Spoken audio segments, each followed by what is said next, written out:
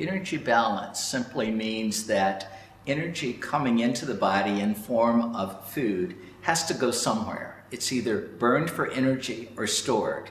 Energy balance is important for health because we know that individuals who achieve energy balance at a healthy weight have a less risk of developing chronic disease. They're essentially more healthy than those who have to become obese to achieve energy balance. So your body is a wonderful thing and it achieves energy balance no matter what. But if you have a very high intake and a very low expenditure, it achieves energy balance at an obese state. Our goal is to help people achieve energy balance at a healthy weight. What's interesting is to look at how the body regulates or integrates energy intake and energy expenditure.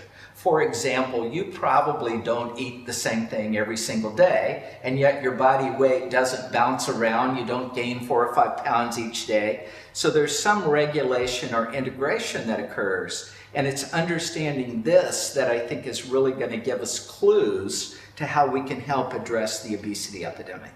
So what that tells us in terms of strategies for obesity is we're going to be much more likely to be successful by preventing obesity than by treating it, because once it exists, the body wants to conserve those extra energy stores and it compensates when you reduce it. That's one of the mistakes that I think people make, is thinking that obesity is simply a problem in intake, and it's intake driving weight, and it's intake that's going to solve the problem.